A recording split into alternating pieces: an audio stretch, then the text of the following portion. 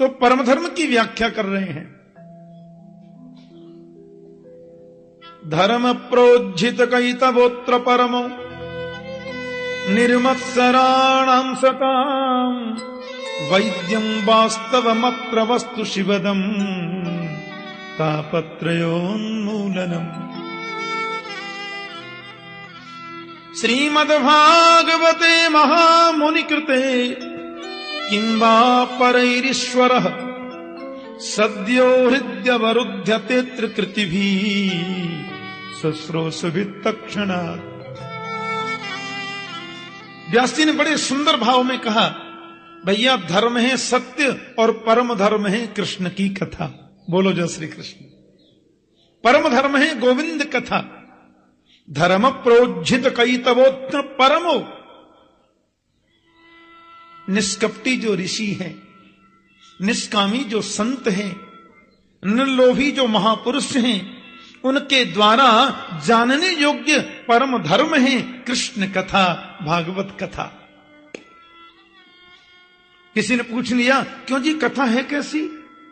बोले शिवदम, शिवम कल्याणम ददातीति शिवद। भागवत की कथा कल्याण देती है, मानव का कल्याण करती है, कल्याण के मार्ग को प्रशस्त करती है। और कैसी है भागवत कथा? बोले तापत्रयोन्मूलनम, तीनों प्रकार के तापों का उन्मूलन करती है, तापों को नष्ट करती है।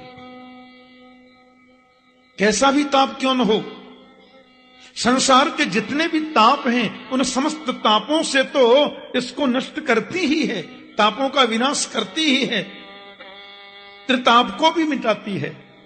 आध्यात्मिक ताप भी यदि है, आदि दैविक ताप भी यदि है, तो उनको भी नष्ट करती है आदि भौतिक के साथ में। एक और बात, अब आप ये बात बड़े ध्यान से सुनना। नियम से हम लोग कथा का श्रवण करें।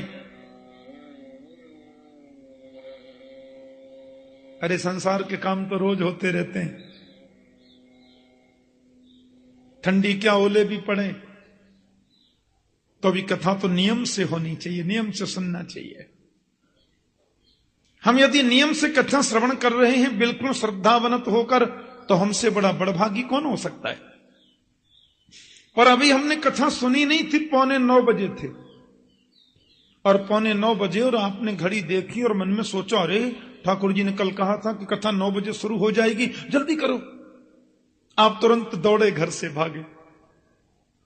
अभी आप आए भी नहीं, मंडप में आप पहुंचे नहीं, केवल कथा सुनने का आपने संकल्प लिया कि 8:45 बज गया, हमको कथा में पहुंचना है। तो भागवत में लिखा है कि जिस समय कथा सुनने का मन में संकल्प हम लेते हैं, उसी समय गोविंद हमारे हृदय में प्रकट हो जाते हैं। बोलो जय श्री कृष्ण। ऐसा लिखा है, सद्यो हृदयवरुध्यतेऽत्र कृतिभिः शुश्रूषुभिः तत्क्षणात्। श्रोतुम इच्छिभिः, अभी सुनने की केवल इच्छा जगी है, हम पहुंचे नहीं हैं। तो जिस समय सुनने की इच्छा हृदय में जगी, सद्य हृदय हरि अवरुध्यते, उसी समय भगवान हृदय में अवरुद्ध हो जाते हैं। ऐसा व्यास जी बता रहे हैं। सद्यो हृदय अवरुध्यते कृतिभिः शुश्रूषुभिः तत्क्षणात्। 7 दिन नियम से सुन ले, इससे बड़ा सद्भाग्य तो हमारा क्या हो सकता है, हैं? एक शब्द भी भागवत का कान में पड़ जाए तो पवित्र प्रवेश कर जाता है। 7 दिन सुन ले, इससे बड़ी बात और क्या है।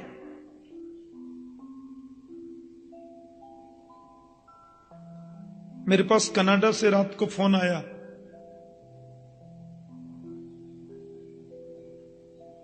बोले ठाकुर जी हम भागवत कथा सुनने वृंदावन आ रहे हैं। कनाडा में जो हमारी कथा का ऑर्गेनाइज करते हैं, तो रात्रि को फोन आया कि हम राधेश्याम आश्रम में आके ठहर गए और नियम से मां कात्यायनी के चरणों में बैठ के यहां कथा सुनेंगे। क्योंकि वो टीवी में हमारी कथाएं कई चैनलों पर चलती हैं ना। एक साधना चैनल है, उस पर सवेरे 7:15 बजे आ रहा है। उधर लंदन अमेरिका के कई चैनलों पे कथाएं चल रही हैं। तो उसमें नीचे एक लाइनिंग चलती रहती है, किस तारीख से किस तारीख तक कथा कहां है। उसमें मां कात्यायनी के यहां कथा है, 14 से 21 ये लाइनिंग पढ़ी और बोले कि वृंदावन में कथा सुनने का ज्यादा महत्व होता है, तो वो कथा श्रवण करने के लिए पधारे। कहने का भाव क्या है? परमात्मा की कथा जितनी श्रद्धा से सुनो उतना वो सुख प्रदान करती है, उतनी ही कथा आनंद प्रदान करती है। तो सद्यो हृदय वरुद्ध तेत्र कृतभी शुश्रूष वित्तक्षणा, भगवान उसी समय हृदय में प्रविष्ट हो जाते हैं। किसी ने खड़े होकर पूछ लिया, महाराज जी भागवत का प्राकट्य कैसे हुआ? तो तीसरे मंत्र में बड़ी सुंदर बात कही कि निगम कल्पतरोर गलितम फलम सुखमुखात अमृत द्रव संयुतम पिबत भागवतम रसमालयम मुहुरहो रसिका भुवि भावुका। निगम कहते हैं वेद को, तो निगम कल्प तरोर गलितम फलम, निगम रूपी जो कल्प वृक्ष है, भगवान वेद रूपी कल्प वृक्ष, उसका पका हुआ फल ही श्रीमद् भागवत है। कहते हैं साहब ये वेद रूपी कल्प वृक्ष तो बहुत विशाल है, बहुत ऊंचा है, उसका ये फल हम सबके लिए सुलभ कैसे हो गया, हम सबको सुलभ कैसे बना? तो कहते हैं सुखमुखात अमृत द्रव संयुतम, भगवान सुखदेव का मुख लग जाने से ये फल हमारे लिए सुलभ हो गया। आपको मालूम है हमारे ब्रज में कहते हैं कि तोता जिस फल में मुंह लगा दे वो फल मीठा हो जाता है। मेरी दादी जी थी ना, उनका नाम था मिश्री देवी, और जैसा मीठा नाम, पहले ऐसे नाम होते थे मीठे मीठे, और जैसा मीठा नाम वैसा ही उनका मीठा स्वभाव। तो जब मैं छोटा था वृंदावन की परिक्रमा देने हम जाते दादी जी के साथ में, तो रास्ते में परिक्रमा अमरूद बेचते हैं लोग, अमरूद बेचते हैं, बेर बेचते हैं। तो मैं कहता अम्मा हम तो अमरूद लेंगे, तो दादी मुझे अमरूद दिलवाती वहां पे बगीचे में, और उससे बोलती भैया ऐसा अमरूद दीजो जामे तोता को मोह लगे हो। हमने कि तोता को छोटो काई को खामे, तो बोलती तुम ना जाने तोता जामे मोह लगा दे वो फल मीठो है जाए। बोलो जय श्री कृष्ण। अब या तो आप ये समझिए कि तोता का मुख लग जाने से खट्टा भी मीठा हो जाता होगा, या ये समझिए कि तोता मुख लगाता ही उसमें है जो ऑलरेडी मीठा ही होता है। लेकिन तोते का मुख जिसमें लग जाए वो फल खट्टा नहीं होता, पक्की बात, ऐसा मेरी दादी बोलती थी। तो सुखदेव भगवान का मुख लग गया, सुख माने तोता, तो सुखमुखात सुखदेव स्वामी के मुख से ये हमको प्राप्त हुआ है। अरे महाराज बड़ी खुशी की बात है, बहुत बढ़िया वृक्ष बता दिया वेद भगवान, बहुत सुंदर उसका फल है गुरुजी, बहुत आनंद की बात है, पर अब ये और बता दो उसमें छोड़ क्या दें? व्यासी बोले क्या मतलब? अजी फल में तो गुठली होती है, छिलका होता है, कोई भी जानकार आदमी गुठली छिलका खाता ही नहीं। गुठली छिलका खाता है कोई? तो भागवत को आपने फल बता दिया, अब हम उस फल को खाने जा रहे हैं, तो ये बता दो इसमें गुठली क्या है, छिलका क्या है, उसको पहले ही निकाल के रख दें अलग। बोले नहीं नहीं ये बात तो कहना ही नहीं, इसमें गुठली होती नहीं, छिलका होता ही नहीं। तो महाराज जी बिना गुठली का छिलके ये फल कैसा? बोले अमृत द्रव संयुतम, इसमें तो अमृत भरा है, इस फल में तो केवल अमृतत्व भरा है, ये अमर बनाता है, अमृत इसमें भरा है। बोले महाराज जी वो अमृत कैसा है? अमृत का जरा रूप कैसा है? द्रवो मोक्ष, इसमें मोक्ष रूपी अमृत भरा है। अमृत द्रव संयुतम, इसमें अमृत है, द्रव माने मोक्ष से युक्त अमृत है। आहा, तो महाराज जी फिर हम लोग करें क्या? बोले पिबत भागवतम रसमालयम मुहुरहो रसिका भुवि भावुका। अरे भाई, इस भागवत रूपी रस को पियो। पिबत भागवतम आलयम मोक्ष पर्यंतम, इसको मुक्ति तक पियो। पीते ही चलो, पीते ही चलो। आहा, कब तक नहीं मिलेगी मुक्ति, ऐसा लिखा है। या तो ये समझो कि तब तक पियो जब तक मर न जाए। हाँ, और मृत्यु के बाद में फिर जन्म आ जाए तो फिर पियो। और फिर कब तक पिए? बोले आलयम मोक्ष पर्यंतम, जब तक मुक्ति न हो जाए पीते ही चलो। रामचरित जय सुनत अघाही, रस विशेष जाना तिन नाही। परमात्मा की कथा को सुनकर के जो ये बोलने लग जाए, बस बस बस बस बहुत सुन लिया, अब क्या सुनना, उसने कथा को समझा ही नहीं, कथा के तत्व को पहचाना नहीं। एक माता मेरे से कह रही थी, एक मैया ने पूछा था, ठाकुर जी इतनी भागवत करते हैं आप, 26-27 साल से कर रहे हैं, आपको कभी थकान नहीं होती? मैंने कहा माता, हृदय की बात कहूं तो मैं 10 दिन कथा नहीं करूं तो थक जाता हूं। बोलो जय श्री कृष्ण। मैं तो प्रभु से कितनी प्रार्थना करता हूं, हे गोविंद तुमने बहुत बड़ी कृपा की। पहली कृपा तो तुमने ये करी कि मुझे भारत में जन्म दिया। हम उस देश के वासी हैं जिस देश में गंगा बहती है। और दूसरी कृपा यह की कि मुझे ब्राह्मण कुल में जन्म दिया। तीसरी कृपा यह थी कि मुझे ब्रजवासी परिवार में जन्म दिया। और चौथी कृपा यह करी कि बचपन से संतों की सन्निधि प्रदान की, संतों की गोद में खेलने का अवसर मिला। और पांचवी कृपा यह थी गोविंद कि तुमने अपनी कथा देने कहने की ही सेवा मुझे प्रदान कर दी। कोई टेंशन ही नहीं है, न फैक्ट्री का टेंशन, न नौकरी का टेंशन, न परिवार का टेंशन, न कोई व्यावहारिक टेंशन।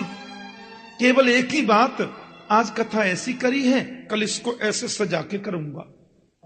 अब ऐसी करी है, कल इसमें और सुंदर संतों के भाव कहूंगा। इसके अलावा दूसरा कोई विचार आने का टाइम ही नहीं रहता। बोलो जय श्री कृष्ण। बताओ, मुझसे बड़ा सुखी, मुझसे बड़ा प्रसन्न आत्मा संसार में कोई दूसरा हो सकता है? बोलो जय श्री कृष्ण। कितने गोविंद की कृपा है, कोई चिंता ही नहीं। 10-15 दिन यदि मुझे कभी किसी विशेष कारणवश कभी कोई स्थगित हो जाए, कार्यक्रम रहना पड़े, घूमने की आदत नहीं, फालतू डोलने का कोई आदत नहीं, और किसी चीज में मन लगने की स्थिति नहीं। संतों को सुनना, महापुरुषों को सुनना और उनकी वाणी को दुनिया को सुनाना, वितरित करना, और कोई काम ही नहीं मिला। हाँ, कितनी बड़ी कृपा है गोविंद की हमारे ऊपर। तो कथा कहते में भी अघाना नहीं चाहिए और सुनने में भी कभी नहीं अघाना चाहिए। काहे का अघाना? कथा जिन कानों से नहीं सुनी, वो कान तो चूहे के बिल के गड्ढे के समान है। हम बहुत बड़े पुण्यात्मा हैं, मां के चरणों में, मां की गोद में बैठकर गोपियों के द्वारा सेवित मां की सन्निधि में बैठकर हम, अब इससे बड़ा प्रमाण और क्या होगा कि गोपियों को जिस मां की कृपा से परब्रह्म गोविंद मिल गया, उसके चरणों में बैठकर हम उनकी लीलाओं का अनुगान श्रवण करेंगे तो कभी तो उसको दया आएगी। और एक बार भी उसकी नजर पड़ गई तो जीवन धन्य है। आइए हम लोग प्रसंग पर चले। पवित्र नैमिषारण्य की भूमि, 88,000 ऋषि लोग बैठे हुए हैं। उन ऋषियों की मंडली के मध्य में आदरणीय सूत जी महाराज पधारे। महात्मा का किंचित प्रसंग सुनकर के ऋषियों को आनंद मिला था और सूत जी महाराज बड़े गदगद हो रहे थे। अब उन समस्त ऋषियों ने अपने मन में एक विचार किया। आप जरा विचार करके देखो कितना सुरम्य वातावरण रहा होगा। चारों तरफ वृक्षावली, वृक्षों के नीचे तपस्वी ऋषि जन बैठे हैं। व्यास मंच पर युवावस्थापन्न महात्मा सूत जी जो वेद व्यास के शिष्य हैं वो विराजमान हैं। अपने नित्य कर्म आदि से निवृत्त होकर के ऋषि लोग एकदम शांत भाव से बैठे हैं और सूत जी से कहने लगे, आपको अच्छा लगे तो हमारा कुछ पूछने का मन था, क्योंकि शास्त्र कहते हैं बिना पूछे किसी को मत बताओ, और यदि कोई अन्याय से पूछता है तो भी मत बताओ। अन्याय से पूछना भी तो बताना नहीं चाहिए ना। जिससे हम सुनते हैं उसके प्रति पहले श्रद्धा व्यक्त करो तो बातें तुम्हारे हृदय में उतरेंगी और में उतर जाएंगी। प्यार से बोलो जय श्री कृष्ण। अब 88,000 लोग यदि एक साथ प्रश्न कर लें, जोर जोर से बोलें तो हल्ला बहुत हो जाएगा ना। इसलिए उन सभी ऋषियों ने अपनी तरफ से एक संत को आगे बिठाया और बोले, आप हमारी तरफ से प्रश्न करो। सूत जी बोले, मैं कुछ भी नहीं जानता और मुझे कोई ज्ञान नहीं है। मैंने कल कहा था ना, ज्ञानी तो वही श्रेष्ठ है जो अपने को ज्ञानी कभी समझता ही नहीं। भक्त वही ऊंचा है जो अपने को सबसे निकृष्ट मानता है। भगवान गोस्वामी तुलसीदास जी ने भारतीय समाज का जो कल्याण किया है वो कोई कर सकता है? ऐसा दिव्य रामचरित्र हमको प्रदान किया, लेकिन नाम क्या लिखा? तुलसी दास। आदरणीय सूरदास जी महाराज जो कवियों के सूर्य हैं, सूर सूर तुलसी शशि, नाम लिखा सूरदास। कुंभन दास, रवि दास, रे दास, कबीर दास। उनके नाम से ही कितनी उनकी विनम्रता झलकती है। भक्त वही श्रेष्ठ है जो अपने को छोटा माने। सूर्य कहते हैं, मैं तो बिल्कुल कुछ नहीं जानता, फिर भी आप लोग मुझे इस योग्य मानते हैं, तो जो मैंने गुरुजनों से जाना है उसको आपके सम्मुख वितरित कर दूंगा, उसमें मेरा जाता क्या है? ऋषि बोले, नहीं नहीं, हम लोगों ने 6 प्रश्नों को चुन करके रखा है साहब, और बड़ी आशा, बड़ी जिज्ञासा और बड़ी प्रीति से आपसे पूछना चाहते हैं। हाँ हाँ, क्या प्रश्न है बोलिए।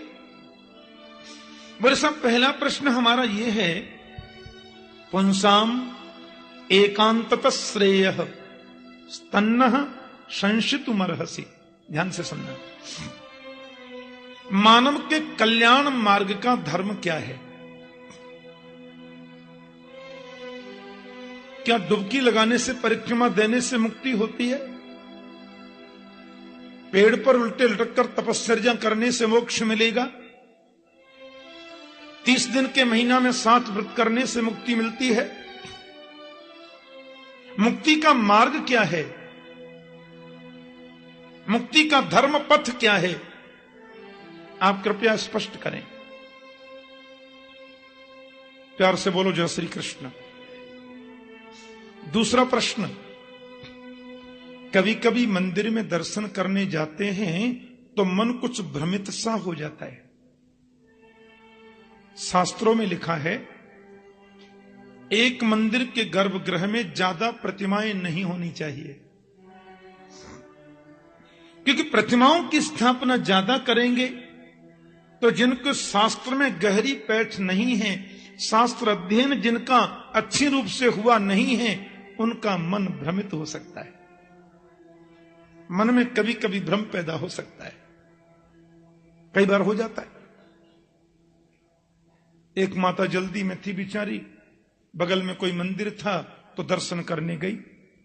1 लोटा हैंडपंप का पानी ले गई, 50 ग्राम चनौरी ले गई। माताएं हमारी बड़ी श्रद्धा से पूजा करती हैं ऐसे। अब मंदिर में तो क्या है, आजकल होड़ लग जाती है, शिव दरबार हमारी तरफ से, तो राम दरबार हमारी तरफ से, तो गोविंद दरबार हमारी तरफ से, वैष्णव दरबार हमारी तरफ से, संतोषी का दरबार हमारी तरफ से। और लोग तो दरबार बिठाते हैं तो नीचे नाम भी लिख देते हैं, मूर्ति में ही नीचे लिख देते हैं, ताकि लोग मूर्ति को बाद में देखें, हमारा नाम पहले पढ़ लें। और माता बेचारी जल्दी में थी, दर्शन करने गई तो थोड़ा जल दुर्गा जी के चरणों में चढ़ाया, माता को चनोरी चढ़ा दी। थोड़ा जल संतोषी मैया को चढ़ाया, थोड़ा भोग उधर भी धर दिया। भगवान शिव को जल चढ़ाया और 4-5 जो उनका दरबार के लोग हैं उनको भी थोड़ा 2-2 चनोरी चढ़ा दी। श्रद्धा की बात है। हनुमान बाबा थे तो थोड़ा जल उधर चढ़ाया, थोड़ा भोग उधर भी लगा दिया। आगे और देवता थे तो थोड़ा उधर भी लगा दिया। राम दरबार था तो थोड़ा भोग उधर भी चढ़ाया। अब हुआ क्या, लोटा पानी भी खत्म और चनोरी दोना भी खत्म। बोलो जय श्री कृष्ण। देवता भी 5 बाकी रह गए। अब माता जी तो रास्ते में सोचती जा रही, देखो वो शंकर जी तो रह गए, न्यों कहेंगे हमको छोड़ गए।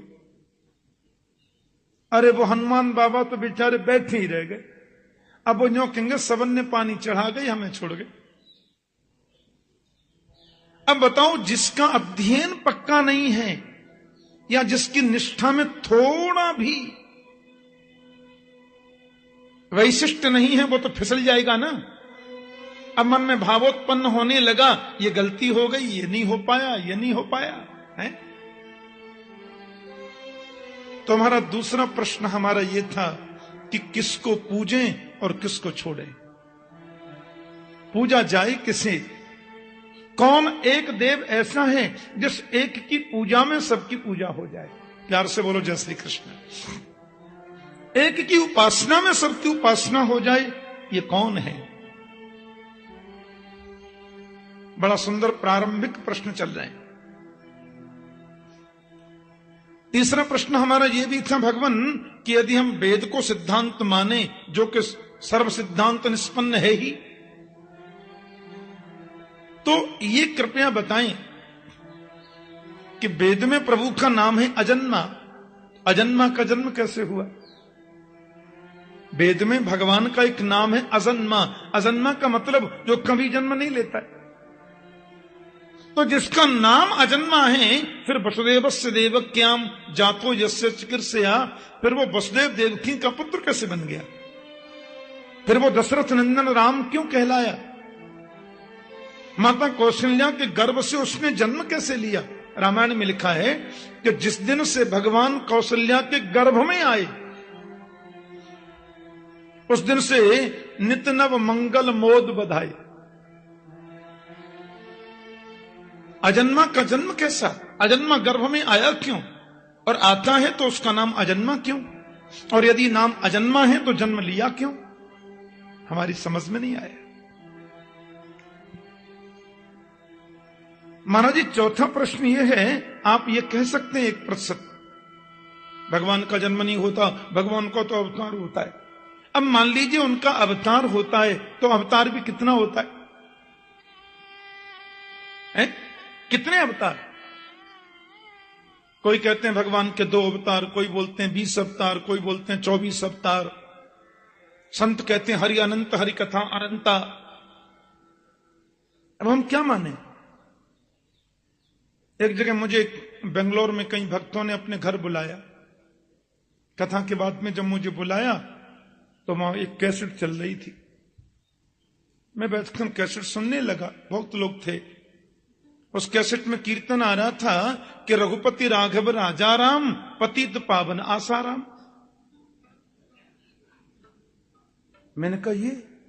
बोले संशोधित कीर्तन है, पहले गलती हो गई थी तुलसीदास जी से, अब इसको सही कर दिया है हमने। बोलो जय श्री कृष्ण। कर लो बा। पतित पावन आसाराम। जहां 2-4-5 करोड़ रुपए हुए, 10-20 हजार चेला चेली हुए, भगवान से नीचे तो कोई बनता ही नहीं। कितने भगवान? किसी ने 2-2 फुट के बढ़िया घुंघराले बोखर लिए, वो भगवान। इतना सस्ता बन गया भगवान, इतना सस्ता कर दिया परमात्मा को। और एक बात सुनकर तो हंसते हंसते आप लोटपोट हो जाएंगे। मैं नेपाल कथा करने गया तो पटना एयरपोर्ट से जब मैं उतरा तो मेरा मन हुआ कि यहां से नेपाल का रास्ता भी दूर है, तो थोड़ा कोई ग्रंथ ले लूं।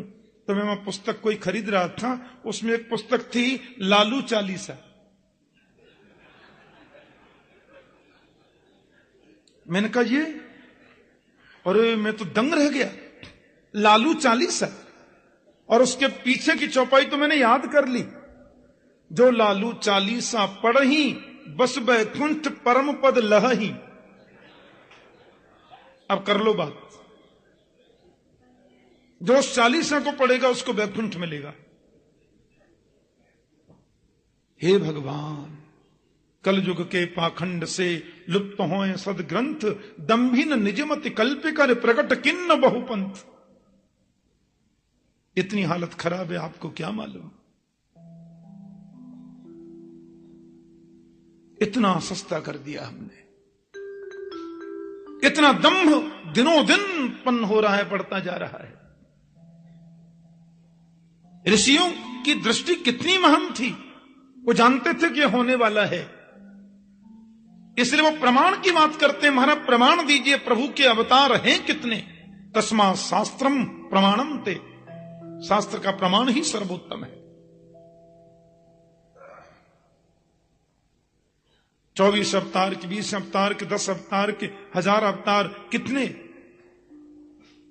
और 5वां प्रश्न हम आपसे यह करना चाहते हैं कि हमको सार सार बताना, क्योंकि टाइम नहीं है। उस समय टाइम की कमी नहीं थी, पर वो आज के हिसाब से कह रहे हैं टाइम नहीं है। कलयुग में लोगों पे समय नहीं रहेगा, और समय मिलता है तो बहुत टाइम हमारे वैष्णव जगत में उसको बोलते हैं कालक्षेप। कालक्षेप करने के लिए बहुत साधन है, GTB और FTB और BTB और MTB और 1TB, बड़े बड़े डबल बेड पे चैनल बदलते जाओ। इसलिए महाराज अतः साधोत्रयत सारम समुद्धृत्य मनीषया, शास्त्रों का जो सार है वो आप मुझसे कहना, वो आप हमसे कहिए, क्योंकि आगे लोगों पर समय नहीं रहेगा। इसलिए गागर में सागर भरना गुरु जी। और अंतिम जो हमारा प्रश्न है वो कुछ विचित्र सा है, वो हमारे अपने मन की जिज्ञासा है। बहुत सुंदर बात पूछी। ब्रूहि योगेश्वरी कृष्णे, ब्रूहि योगेश्वरी कृष्णे, ब्रह्मण्ये धर्मवर्मणि, स्वाम काष्ठाम अधुनोपेते, धर्मकम शरणंगत। भगवान गीता में कहते हैं धर्म संस्थापनार्थाय संभवामि युगे युगे। बिल्कुल सत्य बात है गुरु जी। लेकिन कृष्ण ने जब अवतार लिया धर्म स्थापना के लिए, 125 वर्ष वो इस भूमि पर रहे, और उपदेश करने के बाद गोविंद जब अंतर्धान हो गए, स्वाम काष्ठाम अधनोपेते धर्म कम शरणंगत। कृष्ण के जाने के बाद धर्म किसकी शरण में गया? धर्म निराश्रित हो गया होगा, धर्म अकेला पड़ गया होगा, धर्म हमारा कमजोर पड़ गया होगा। यह हमारा प्रश्न है, जवाब चाहिए। ऋषियों ने 6 प्रश्न किए, और इन 6 प्रश्नों के उत्तर में 7 दिन की कथा चलती है। मूलतः मूल प्रश्न है भागवत के प्रथम ये 6, और यहां से भागवत प्रारंभ होती है। इन 6 प्रश्नों के उत्तर में ही 7 दिन प्रसंग चलेंगे, और जितने भी अन्य प्रश्न आते जाएंगे उन सब इन 6 प्रश्नों के अंतर्गत ही होंगे। चाहे वो कपिल देवहूति संवाद हो, चाहे वो युधिष्ठिर नारद संवाद हो, चाहे प्रहलाद असुर बालकों का संवाद हो, चाहे विदुर मैत्रेय संवाद हो, चाहे नवयोगेश्वर संवाद हो, और चाहे अंत में कृष्ण उद्धव संवाद हो। वो जितने भी संवाद हैं और जितने भी आंसर हैं इन 6 प्रश्नों पर ही घूमते हैं। बोलो जय श्री कृष्ण। ये भागवत का सार है।